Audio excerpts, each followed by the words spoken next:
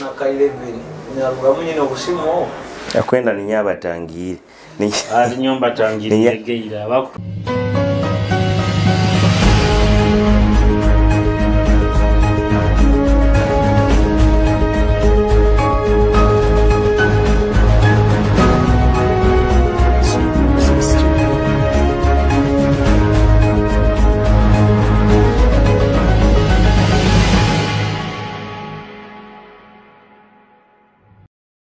Ndira kitara TV twinara padi ente kanze tugitandikira in a special way baitu kwenda kubatangire hona ali mukalimo ibale muno kubangi mutuhombera and of course amabara Julius Mwendo kabulikiro tuli Kitara TV na Rapadiko mabara Rapadi IC or Rapadiko finest rap around Bunyoro Ronyo gang byo bikurubata bitano bintu biri fit uhagize tukusema buli tukajja tuli gwa kutine kwa kile kikubo ndakura hindu hai tuli kuno afinka ato maisha tugia agenda mpaka main by the way ko base business na town tikiriki yangu tikiriki yangu muno sometimes usanga renti ebanzi muno mutatandika business banyiro bagamba busaheki yangu hire ekizira busaruhare buli kimu and of course I think anywe artists but sabakusinga not be very many by indant na ka side income usanga ni dependinga muno hakuzina which is fine kirungi but usanga anti atujja kusika buli kasente kona kaizire kibaho kisigikira bulomengera abana abale kintu kyaye muzee dobi kurubata bita ebintu biri fine abantu batuhagire kandi mwana obwagizi mwongere tuhagira music industry ekurubatenda music industry tugire besawire wona kurebesa tusakwa guri mpira tukusana tugenda atebo ati saa zino katubalika kwa tugamba nti buli wagamba gani wo number 1 rap abana bakuhireho atebo obukyaro ati kahindukireki abana bayizire bayaka bapukamingi bayingi nabayizire bakora nayo kagaisiro kale tuhecha bukamingi aito kurora alo baliza amazima ato kwenda kuduba baita romana wokuranoga na kushikialinga no gamanton rapon kakuba gumizamu no really scared kwa barungi baliyo bempura but I'm not scared kuba nanyo kwesobora nabo babani bampura ni bagamba boy watabu by the way nabakwijja abamusanga bandole iro hati yosa kutina akorole iro I understand now manyire kitu kino kupatandika music industry it is okay bangi batandika but kuba consistent no lemera omwaka tikiyangu hile I don't know kiki kururanti your name Rapadiko sounds oba mwaka guhoire gukagaruka ebara lisigara liro what keeps you going like kisigikire kyakolesere era woro atali consistent kibanyise kyamulesera kihikirize maybe kikenga wabula omaine ensonga bwakakole byakora abakusinga tibabana nsonga nkoto osanga but abakusinga nkongamba baletwa sente yokaletwa passion nkabura ni nsobora ati hanyuma ni wenya kikenga nekiye nkusobora kino mu talent nkusagikora mu sente kyato kurura kandi talent aloka kanga gikozisize banekura kikenga yiyungira kuongera no kunyumira ati kizibu kuitinga kinte kikunyumira kiwatandikire for the passion of it so initially kaba passion or ranting kusana kiyo but omaiso kyajamuke akasente exactly tugambe niyo reason of working sometimes abana biro bino bakuwamuka amani asa akutandike kintu atakukienda definitely asakona kienda but basically na yenda kiki mwendeza harokuba na kienda atakienda kionka kyona yende bikirumu atuba mara bifuna bingi shitabazi kasente eibara nabakazi mubamanye oko maita kwenda giayo kuba nabatali muziki nabo bakuenda arata kwenda bakazi yansi ya mukama bachatinya muisana baisana mubeta wete hawe ibara lyanyu ndibasika byangu hamu maybe okabo gamati Rapadiko nuwa kwenda abako balizonyowe nongo waje kuziyo kuroleraho back to business to again to bazali business you know akururanti wabesaho kine cyo gukora tugambe ibara lyawe nka kuli mu music iri kuyamba kupushinga kino exactly era bangi aba supporting iri na abamanyiro habweke bafasire kumanya nko omuzini then hanyuma ni bazoramba enkora besides music mbe akanika computers oba bamwe basanga uko muri mu field ba DJ baina machines zo kikenga nizicyankana na muno bikwasaganya kiba nikimanyisa mbu still benefiting ile muki ukikenga that social capital mbu kuzina kuina kuyambire ku leading aki aba clients bahiyaka abataka kuzoyiri bwangu ati okimanyire kandi iwe ati sometimes indora abana abakusinga abazini babani barubata hano street abani benda kwesweka batabarura batati kandi buli street nti bakasema bakuja ni bakurura biki maybe abamubaso kumara munke supu kuba ni bakurura muri buli araholi kwesweka kutali gamba kwenda batamurora just image yaye maybe ne muswaza kuba mbantu kembaini ngambaro haba ya foil kibatenda mbutakiri just akuimitating akiba kike ati so okuba kintu kiolino kienda abako kuba no yesweka kuba first of all ekitunda artist wena it's your image abantu baina kuba bakoze lakini kyo kula no wani barange kivulu baranga face ya watu wakwa no sereka face abantu batakoya kandi niyo business niyo inakutimba baba abantu wana tukole na video abantu batu okikenga atikandi okwa no yesereka ngo batakukenga boy wange terere by the way ata kuba no wendora nabo abojo baina naraba mbikuwo yeswekele batandora and yet by the way abantu rwana image yabo meaning is not proud akiyakora maybe kembaini ngamba kiyemiga kubanyumanyira abantu abesereka osanga timanyiro babasuma bakora muri mwogo ni bagwenda kubali bagaba basuma nibo bayikara beserekera meaning itaba proud habo okuyiba kikenga abataka kwenda bamanyo muri mwogo nabo security security cyo kumanyisa ati no meaning ali insecure kikenga ali insecure akiyakora goba kimuswaza no abagamati batamurora muna abantu bajja kubanya bintu nkeyo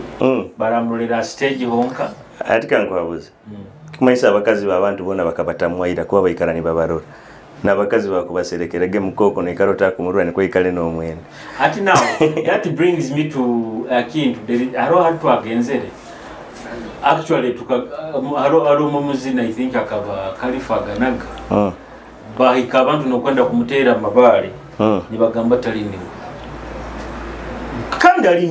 aliniwe maybe akikumanyisa nti oba abantu tibayikarani bamurura video bakiki koko finga oba kabayindwire image yayi narubari image but kingamba nti I think kine kyogamba nti abantu kwikarani bakurura somehow it is good. No, it's good. By the way, in fact, kikuyamba ku interacting na fans bawo directly lokikenga. Bakawa bakumanyire besides stage okikenga bafune mu your personal life okikenga. Bakenge kioli kyenyini. Kina attachment ya kikoraho. Other than kuleta nkaki nka stranger mbantu. Nayo wenyine oburaho notamanya audience yawe. Kikenga bakurora bata. Kenga bayibo bahawo ola sa kusomera mekiro na interactions nikyo kumanyisa na idea ya kizina cyo kusaba no manya na society yo kuikaramu because ina kuzina ebintu biri kache kikenga hatuko kuba otali connected na audience yo kuzinira meaning ogya kuleta ebintu bitakwata mu bano bileta bihoyireyo ewe no ijanaki kiki kuwenyumiriza mu nkaiwe nkara padiko nkaiwa zana test nyonye na nyinyumiriza mwana empura ninye yenda mu my first fan then rugira habi yaki amwambo rugira habi akindi bingi tokusabibaza bikahuayo and kurugo watandikire kukurugayo wafuka famous nkarapadiko bindike byo hulire bayizene bakubaza urapadika atakino kandi ukyotakiri bingi cyokubanza kimuni wakibalize gaho bagamba noni banihiro wasa oli mwenzi first of all mbakazi atali yabarorano ongero oli nagamba nugaya akusana aliki akusana raba okuli musanisiro oba munzeki kitalengeri kiri kale bulo mafuna muki bya just give up opinions ikiriziwa abantu bwana wile buni Julius ne wara kurora nagamba yasobwe ngeri murora akunyisana atokikenga so bagamba bulomu hajemereye ni haro lero musana sakusanga ogweni we view yayi yakorolera so do you think nkaiwe ibara lyawe mulingo liwe yinga uhura noligiamu because it is one thing kuba oli rapadiko no fitinga mu ibara lyawe bara robo rumutoka baita ibara lino mali nuwono wenyini ono no eva gradual growth kenga tokusagamba mbakoja kutandika nokora anyway ya wade mu business haro business egamba tudilinga mu binu kyonkana yuno ikaje takora etakumarayo so wale wagana yongera magana nakora kinakisana rugenda mukibaine ngamba interactions kabali abuje baleke kwesereka ati nkanyu tuina kuba ntubazoka munayo baho nokoraki nosana nogamba adikengeri kiri do like this okay nikyo kurambu brands zigenda nizikura wadi na wile buno ba superstar betwina batatandike nibazokaki ati tuija kura like wile buno tukweyo Chris Brown wo muroro jagamba akumuisana but tugaruka first tune kikenga Kyamba ninga kigenda nikija I think ne sente umufuna sente muhinduka exactly no munenye no kunyira ne munyira sente ni evidence biona nisana bukibyona buli kimuntu aina kyogya kuro taina sente ha baita ro muntu agira sente mugaiga bunote njyamu atikiriza mu Uganda mu batu bomutuno bagamba baitu malizaye tokura munabo stilo mbalizo hombo nabo kimu high relevance ukikenga kuba ziroho just in personally when equally usanga kali niko kabadikai so Bunyoro music industry now back to whole kurugaliwe komu iwo giro ruterita abana bakuzina bakubali batabakyabizanira industry ekura kuba teri hali yabayi yana wire buno mwana we nakuija wade ngero gambire ga upcoming akuija na atera no hura nawe nakora kindamarayo outlook kandi mwana tugendera abazini biro bino bali smart enzina kikenga performances appearance wako appearing mu bantu ekitali nkabuli kyembaine ngamba ko muziki gukozereke guhindukiremu ekande byokurora mu bikyali mu bihururo bikwetaga kwigara ate bihururo nyo tinja ko biteka ko bana nyonyi gale ebyange nyo tindi get kipawa industry kwa wenda abaze bihururo arabagiya kuija bahure balinse kiwambo nankakozere gati uja kubaza akaze kaliko omuntu kirinkawo nikyo baini ngamba mu tukwatagane kikenga kirinke kihuru koze bibairo henyuma nayo miganga namutikiri kirungi ati enyuma aho nkahuraho adali tabayire mutinge mwe abayire mu and I think you cover part of the meeting ni mutesanti mukwenda kuteka standard price buli muzina abena price tag butahingura sente ziti ekinte kimujja kishobo ekinte kikaba kiteso kiyo muzino ngeri habayire me biteso bingi kyonke kiyabalize tikiri kibimbu price ina kutembamu but price ine temba lekana brands ze hanike mukataito kikenga tuongere mu value quality audios tukuzina quality videos okikenga mpora kija kuba nikikayira na wata kirete mu kekiteso kitandikiro akaba na kireta kirinke kiteso kandi kiri kirungi na yolekyambu omugwe kala nimukolera sente entaito mu yakusigara muliki muri bataito still brand yawo yakusigara yinto kuba togitamu ebya abantu bakunira kuba nibihanika it was a good idea kandi turagenda kurungi it can be implemented kikusoboka kuba na handi wana kisobokera so but I think kusikirera mulingo kagambire kuongera mu amani mu brand abo ero bamba bakihulire bakakifuna kubi bakanihira mbwa bakibalize mbwa hata okutandikiraho niko kina kuba no tikiri niko kiri anti mukagamba nti arabazini bakwatu kusente butito ni banaga katale kanyo barum which is because yo manyira bwakibuli kintu kigira like kale kuli bageta iwara what mutindo UNBS niye UNBS aha niye taho mutindo bayekanga mutindo bwe guteyiro muno waragenda guro emibazi yenkaite eri nyingi ya brand kikenga baja kusanga eriki same type kikenga price range wadene yahukana mkitako ahukana muno bamanyisa mbale serego mbazi gwenkaite ogundi bakagutunde ebibiri haliyo gwa kutunde 10 you will opt for this abanagireki business abaginagire mbaja kurani aja nabana jabalesheza kunago mutindo gwabo besiri mulekanga aho meaning service eja kuyike huweho kengere tachaina value ati challenge hale yale heba abaho muzina aja kumara tukeze myezi kaniga tafunire booking rent ba kumubanja rabaina nabana bakusasura fees afuna kalima akayizire kona kaliya obaka kumwa kasente katido babiki nagawe kakiba kasanja kusasura rent ogwo nawe ni wakwemanya akolewe engera asiimire ekora kyonka just abantu baza tukantubaza abantu abali serious kuba olagamba kolera rent meaning ogya kuzinira ekizina kimwe emyaka n'emyaka mbuja kufuna sente otakyasobola kwegarukayo koraki ku recordinga ekizina ekindi nkekyo oba kola video oba nayo wenyini kweyongeramu kikenga ngoja kwesanga engeri wakazookere gulo omwaka na guno omwaka nikuo kyali fact kaba idea nongi kaba kiteso litabeiteeka kikenga mkyo bage tugamba na hali buli muntu ayine kyamulesere arohaye izire no kugambe ukya kwenda yemere maiso ga abantu bamurole arona abesasulira gas stage yo hanu okyali mukutoka amba bakufuna entaito gas stage aliona abasasura nteka asasura MC nteka tokora mutandikira levondi batao baba mukikenga no woliba bakagamba okeza gomara ku bisoloza byone bihimba eyo timo kwenda kole higambe bihimba gomara bisoloza byona kandi babirimire kumba gambira byona bikera bibaire muitaka limuni njura bikuterwe mu kikenga na yabyaire niwo mbakosanga mebifu so industry tojja kunihira mu bulikira kaija kija kuba kiyezere nabo barumo iroho bijagenda nibyekoma mpola back in the days akaba mu a lot of empara ine mu music nakadata kuragana nakata kuragana abandi bagambaga ninyi mu bitekaho ane bagamba bitahariyo biki enkoragana sazi na apparently leta agati muri nyembazi ni enkoragana yange nabazini nongi tinyina buzibona muzini wena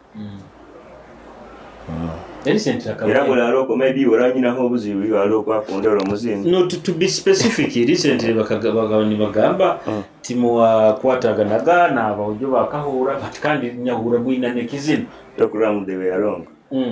oba ninye mwa bicreating mwine bimukura byawe aba bibalize no babicreating nyoka kugamba oti nyina nkoragana nabo oba bakakugamba tubaina nkoragana no tukatugaruka kizina kyananga bintu bikanandikira kizina kya I think katandika nkamanyire alime ibara waisa otagamba kahura but bo wagambire abarapa bandi okuzina bakuteiremo ihole bakuhemura biki baina ali ba pointingire abakuhemura kumesa ojao baimura umaba arokuteka ikigambo ukagamba nti atenka itenu ngiteire hali gwe kuhika akijwali ikomesa bakarora neba yika banyoba boyi ndabaze omuntu wene rekizine kya mazima iwo takiteka bebigaito bakagamba bayibuli tibakiongera okikenga era kuja nebikaito byayo mazire kusimura enju yawe kikenga na inda kisatu kila mukizina kilikionjo muno tikiliki yampara ine kabakia it was kikabakizina kyo inspiring okikenga ati kiriniti iwa kure ine empara ine zawe leka kiemigamu mayiri bakagamba biro bino areki beta koraki kulipira agakanye emige ha bagamba kugurukire kugaruka nikikundeta ale ekizina kyawe kyebihimba ekizina bwatukize kyebihimba nyo tubaha ntuforowinga arabagambira ha dikalire bigambo bye yagambaga batahemura atahemwire mu kizina kye how is your song ekihimba kihimba kigambo kyobo hematika ntukibaza nayo tumeso hemwire no nyo kugambira abantu babandi babaza nyo even today lunch migira kakomando kange kalime ekihimba mwana wakaho kamusanga yo kila uzibe kihimba ati kigambo ke kikwemura banyo manyire kigambo kiba nikemura uno wabaye oli mwana muto kikenga oli yakujumage kintu kibi okagenda kunyegero kagamba daddy wagamgambe nanga kubaze bigambo bitu wagaruka muge kyabalize kuba kyabaga kibene yota kusakitulu ati obutano ngamba mbe kigambe ekyo kyobuhemu kandi nayo nongamba ohemwire usinje kigambe kihimba orundi okakora kine kibagamba burata kusaku basinga bajoining bala abandi bala babogamba twagamba ato waya joining irondi timanyira hali nyuko ekizina ky'abantu basa ato baje kikira kunseke sahani first of all mugamba mwegaito kikenga tukolere hamu kikenga empara ino kuruga gijumira and when they show unity kikenga ngiro kengere bo habalete empara ino nanyi musagi kuri no tubayiro kikenga tukibere halo kiragamba aboyo bwa bakakozere nabo bakora baitu kiri nicyo kiri kitugamba if you can't win them join them uboka gambo kwachamne wagamba this is the trend now no it's not the trend nyo trend in fact tinkwagira vulgar music okikenga nkwetagana nnyo kuzina ebintu ebiraba nibisa kuzana mu society yona mbo no wala fani wange okazana ekizina kyange oli mu sitting room yawe okikenga hata beni haija abana na kwenda yina ya kwenda kusaba okamyuti nkwetagana nnyo kisigale okiro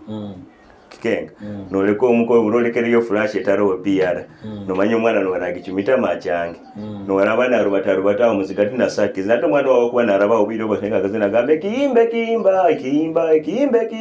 ahemui abana muleke wanyumira baita to manyire ari ebigambo bigenda nibija kandi buloma zane na yato buzibo buro hanu biro buno bungwai mbabafani mutalikire kuruga mu namba zanyu kikenga ezibaina kusamba mukutahirira nikyo kura mbajungu kandi batawo barungi wadogo hagiro tokuzire ticket inkoto toruga bwakulo kayuka kutaba mukisaya bakubeberaho atantu ina bafana bakurugoko basigaira tino kujja stage kugamba microphone gikwato oti iyo muzane namba yanyu kurungi bafani muri barungi muno tukubenda baito kuromba sabe namba yaye yani mutaginagiriza muhagize mani hati oina kunleka tuzini hati oina na emirimo ya kabumba emirimo ya kabumba kuruga kihimba emirimo ya kabumba emirimo ya kabumba nku preaching and by the way nkutebeza abantu twende culture yaitu kanki kusobole mpora in fact no kukwatagana yo gama nkura kugamba mubuli kyokora manya kikuimu kya bunyoro obuli watauno obuli wo mukyaro abanyoro turuge mukulere engaro kunenanga na kusiba mu ntaro twijike kitinisa kya bunyoro we tutefeho kija kufoka rufu mu kikenga tutayijagira kale turuge muturo ati mini ngimkyo nkole kyambu buli kyokakora tukolereke then he had back to still I'm about the same thing mbu Julius mukuterana niho halamani gaitu tutebwe buromborombo bwaitu tuwe kitinisa no mukama waitu muranga ateire utaturaba amato omanyira ati okuba no ngamba mpe mwi ari ebigambo society ebyateire mu kasonda tokuramba abantu ni babasego ati nyoki mai lekango ekyo kuroleraho yakizino bokugamba ati okwepicha bakaki baina mukoti size bakiteire monti kimanyisa kiti mbwe nkudi bakakiteeka mu mukoti sikiti hati na hano mirimo ya kabumba tuna mukoti size akiteiremo ekihimba ebara kabumba liyobwemo no tirilyo baite mirimo ya kabumba tugamba mirimo ya kabumba baina you know anikyo kurwa muranga gwa kabumba yateire gutabe gumugonga okikenga kandi tuleke kwebuza manyine gama kingi yakoisa kisakutanyima kurungi tuleke kwebuza tukengere kyola baina akora na abazao yo just kuboli musego tiki kumanyisa nyawe ndani mbaza na nyawe ndi musego nkaiwe nyonyi nakien kumanyisa kandi bwe mara kuzina kintu osobore kyo kuzina nikyo mbaini nkugamba hali moka mwaitu tumuhe kitini so kikenga mbo muranga gwateire kutaturaba amatu ati bora bahuliro gubonko muranga nayo genda amaiso gaita abunyoro by the way in fact emiri umugikolire kimukoba abanyoro bwire bunu kebera sensa sijweze tukaba bataito tutandikire tuinakweyongera kuba bayingi tuinakweyongera bagamba agali hamwe niko garuma ate ugakanya kandi busho kyongera hali development nka population exactly era no bano gambe sente giye kuzira abantu baba bakanyire beyongeye ati murakanya mumwe mu byama mukubyama muno okozere muno na Davo recently project ezikusinga I think nemirimo yakabumba ti Davo Davo beats omusangiro ota working with him murungi muno nkebizina byakukora kyakora kimanya is talented kandi mwana baloko inywena akwenda tune nungi kijiunga oti hali hara washa records hoima Bunyoro worldwide mugende muhagire cyari abaterere na babahagira abaterere tune zikumara yonkezo ati bugambe mulimo gambe nti Davo murungi it brings me to another question hali mpura bazina bakusinga ni mugamba nti kuba muzini wakabi muno kumachinga nabandi oginagenda okampara mba producer bakabi bamani biki iwe cyo kigamba oki aina nyaba kinkugambira ono murungi mbokubebe byo kubaza bitu atozaga Kampala akabenchi markinga yasembeza obuheereza obwo hano tukumanyisa mbu omumanyi ni wali gwakola kubaza olulimi Kikenga tuli haki akora what's the quality kuba endongo yakuteera hano wogitwaro kakompe by the way n'abaganda abaingi bakoleire abakuruga kuli ni bayija hano recently akozere n'aba Chosen Blood akozere na Badaxi Kateru aina tune nyinga abandi akala abandi bali off head Andre okirora meaning nawe mumanyo orundi baba niba orundi mugeze okutugamba nti these established names mu production ba Nesimu woha aini kyati nkumanyisa okurala abana simu bwiro bwali bayizire akabaruha bakutera ikimanyisa abazina bakozere nawo baba batekereze nyengeri mu kwenda tutekereze n'abana simu tibakwizire tukubabire buno tukaina producer yatandikire ati nkole yateira muzimu gwana ncha abanyaba mwetago ba producer abo batyo batone hozi baba nibobire buno tukiyatoza bati bali bakakora n'abantu bakora nikyokura n'abandi bayija ati so tukireke music ebe generation of Kenga muni kihinduka nikyokura touches bire buno zikuhinduka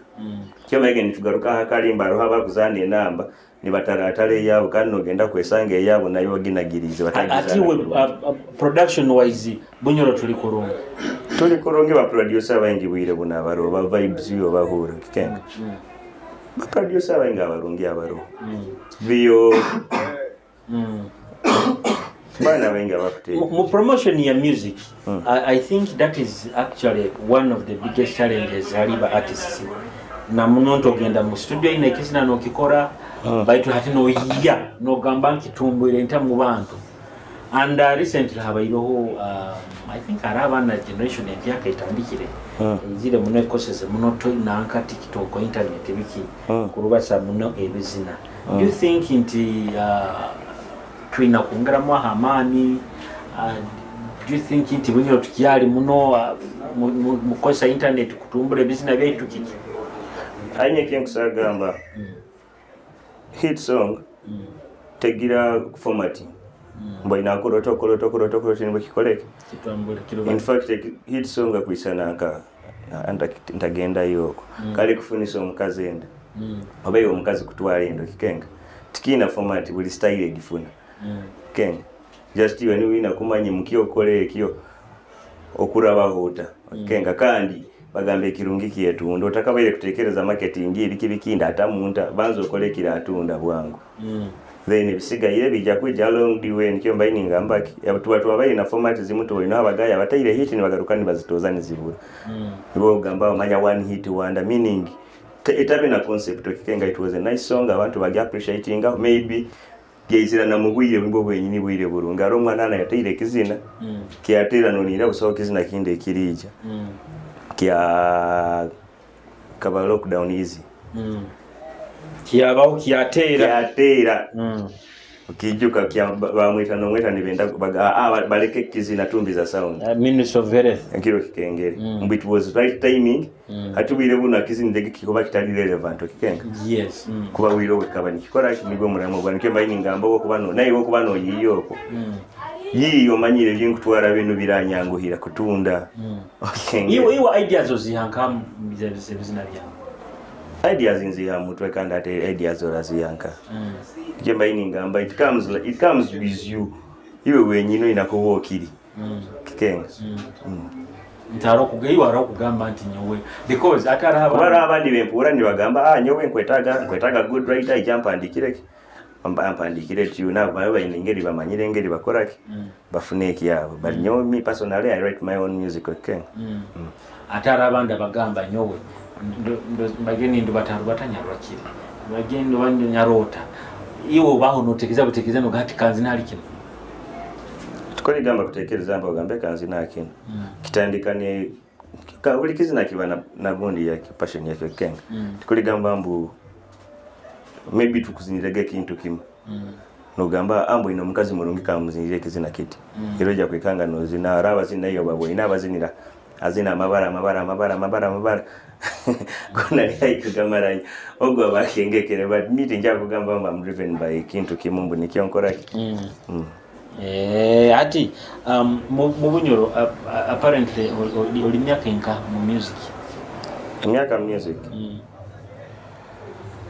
Kandole wile since 2011. 2011. Now, what is your ever best song on Winyo? Ebitaki kisakuwa taliki yao anyway.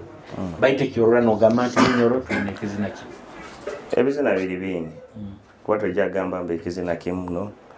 Bizina bili bingi. Ebibairo birungi. Bingi. Osakumpa yu kimu. Ati wano yinde kimu baja gambo go bagambire geni we muzini. Yoka ebizina bili kandi muongere kuzine bizina birungi. Kale mpeki. Baita kwenda kugambo mpeki yao. Mbayenda mbabazini. Ati kwenda kunga kambe kiange kitanyumire. Kwa na nyunga bilega my number 1 fan na music yange ngibuliza kandi singa muno kuba playlist yange. Kyonga bilege ati buli muntu ebibanza bibaki ayinekizine kikumarayo kuba niyo playlist yayi ni kwa gikora. Ati kya kusanga mbalize kitali ha playlist yayo kikenga gambe. Kengene kyonga bilege abuzo kyompa bate bizina birungi bingi. Ati kya kikusigira byao mu playlist yao. Gizina. Ati yombana bawosinga kwendala. Bona mbinda. Baita ro mwana. Aja noga etono mwenda muno kusinga adaga ako oke sigalize. In fact abaka singa bakabaza bakakenga afuire. Agamba ya indaga tune but man tune nyo breakthrough yange kaba yendoreka watu inawaka. But ebizina bili byone bigarukiro the nice songs yone. Baitu baby tunawakigarero. Ati bwire buno nyina machura. Ni wakyaro otakuruga mutwe milimo yakabomba. Atakawulire katoza YouTube. Rapadiko worldwide. Yogende yoliko ka subscription. You can even like. No, but I think tuhereze akapera ya machura. Tutsembera kumaliza teka. Akapera ya machura. Kagamambo emirimo ya kabumba mwimuke tukole mirimo ya kabumba. Hamirimo ya kabumba tusiba mirimo ya kabumba boy emirimo ya kabumba turala mirimo ya kabumba. Hamirimo ya kabumba tutewe mirimo yaka mubuli kyokora manyaki kwimukya bunyoro hoboli wa town oboli wo mukyaro abanyoro turuge mukulere engaro kunenanga na kusiba muntaro twijuke kitinsa kya bunyoro bwe tutefeho kya difoko rugero tutayijagira kale turuge muturo tuchumba tutabakatwa hebihoro bwe bobazaho kandi kababaza bochulera kandi kabesiza abanyoro tuleke kwebuzabuza owe kitini satuleke kweka chali imuka tukwatanize bambi sisimuka naiwe mama gamba tata imuke obuzi uba bunyoro buli bwoturo nyowe boy ndairege hagwa kabumba Julius Akoro gwa kabumba Kitara TV hagwa kabumba and everybody hagwa kabumba basigazi kinyo kabumba simire buli barusura bonyina bahikire mutanaga icyuma ndo yatimire chumita hona ho kamurozere haruho bobaho no burweke zina cyo kuzina mu studio kya buli kairo boyina cyo kusakuzina hati kiringa yo sakore gambo kyo kubaza bukeire ruga maybe ofiro muno no cyo kubaza it is different no kutunga kizina ani kutunga kizina by the way you should have an idea nkyo mbayini ngamba mpaka harwe kibakiro Ebiza sakubukungaine no muntu mini ngoja kuzina kizina kiyokungana. Obutsa kuboli mulavo kikenga nikyomba yenga nto sakuburu. Tubaire tutakagenzira mu kamera tubaza hali wizona nobati. Bamteire goruhi. Naiwo musically kurugotandika from 2011 ningo tukagambire. Kiki kiyokozere kiri crazy because of your talent. Kiri crazy as in oboka bwana oboka rugamumbero watabuka umuntu nazangira akariya yawe nyoti nkira ko and by the way nyewe maybe on stage banchankala inze what I can remember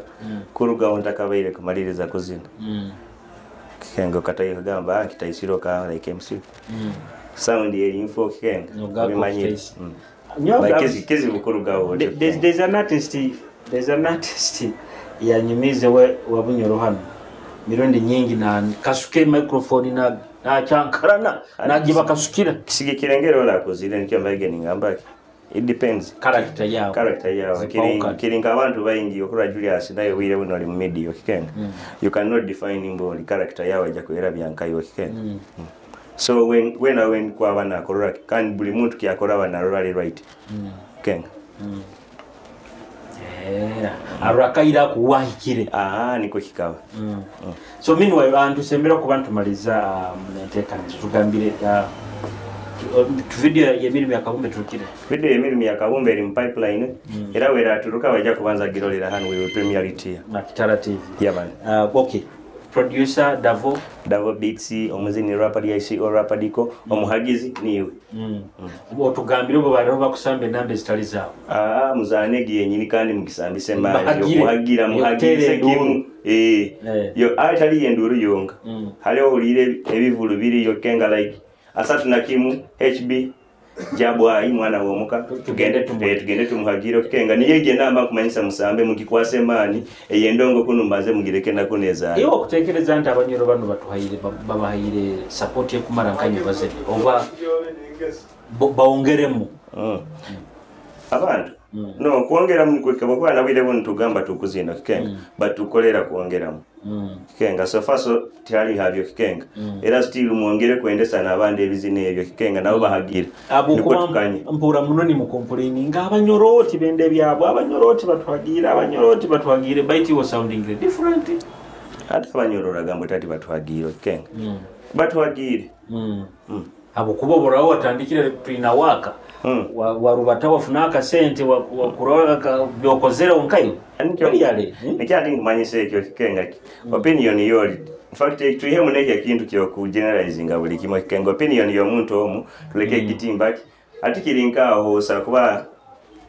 nka matengeri gatokyo gambo fano mwara warabaze kigambo kitakunyumire meaning ogamba afani bona bakozere bati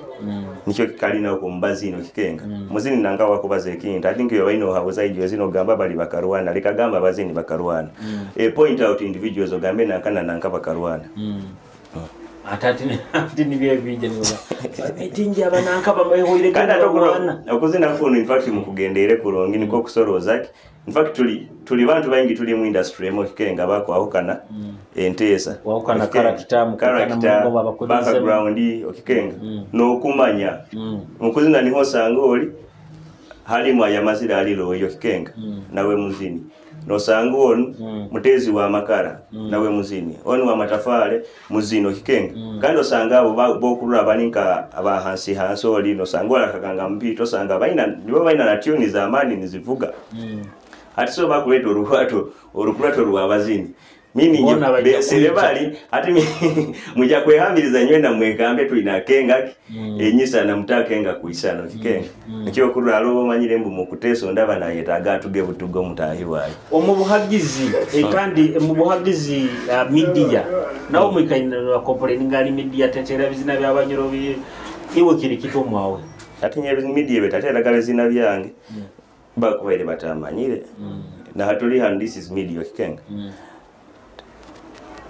so atingaruke honta etuhagiro irohombe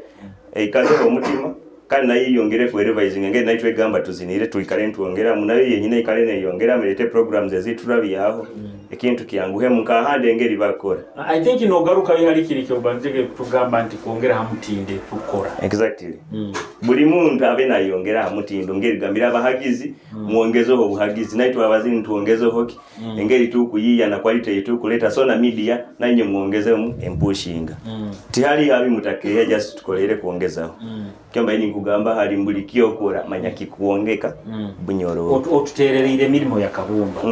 which is okay tukujwara diya makanzu biko tugende kubongera mwana abandi umwana tukiyamutoze kandi okumpabuza mwana wabandi tekana yo ukiyatoza butozo mwana utugenda kwanju yewe ndazoroja kurura ndesere bubazo tumira mu kamera ro tugambira mazima bagambira yokete junjura binukira nabo bigamba crusher ari bire buno wenda ikara kuba kujunjura okwenda mbalizano bitakabere kuetegeka bantegure so ukiyatoza aro kubanzo yentakabere kuoleke yo kwetaka maze bwangu ubamba kula ebibana babirawa birinzire thank you so much big up on yourself man and you na baba yo ebale kwagira bintu byabo nyoro banyita rapaliko mwebale kumpagira Emirimu Yakabumba training everywhere ya Kitara TV nikie kiroho Alright, thank you so much. Abaikaire no batuhondera kurugatandikire tubaire na Rapadiko tunyumya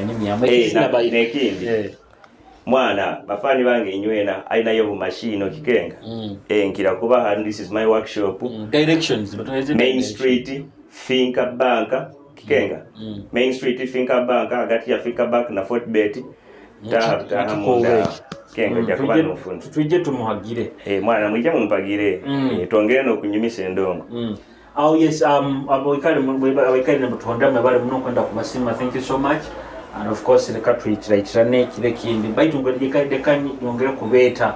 ibyo kwezi asatu na kimu Jabwai gende kuhagira Jabwai okutamu mitwale 2 vya mitwale 5 tebo sente zinga I think tebo byo na you just wiki kuja I think kandete Jabwai yongera kubana tukiranura show yaye kwenda kubasima andamani goteire munagoma nigama mumaingi I can see posters mutauni nyingi muno adverts kuzura na drive. Thank you so much and kwenda kubanyiterera kubeta Jabwai by the have a special story na Jabwai I think ndamungisa anja every time obyazire muhimu na kutandika kuzina hano Runyoro there's a special story yenyina urashwaye kubeta no mutima gumu tuhagire Jabwai ibiro kweza asatu na kimu HB Hotel. This his maiden concert ebandize kimu. So I never na birungi. Abanda tuwagira bizini ba Runyoro tuwagire tubasalike in a special way. Eka tuitaita no muteka ndezindi jira shumeno nikagange akitaratibu tukisano ku mindset. If this is your first time to watch, you have never subscribed to my YouTube channel, kindly subscribing and following TikTok, following Twitter, following Facebook, Rapadiko tuganwege social media handles out. Rapadiko worldwide, YouTube, Rapadiko music, Facebook, Rapadiko, in fact Rapadiko everywhere. Oh, thank you so much. Never can get a Twitter over X. New X. Kari Mumbai. Yo. Ekatandike kamanyire notes zone kaije zisomere ebikwetagise kaije bikozere nikyo kurora mani ekyayebembeire yo wara people banyita Rapadiko mbagamba mbweneva no online mbanindura Kitara TV mani oli wakabi muno agerindiro webale girora mani big up on yourself yamani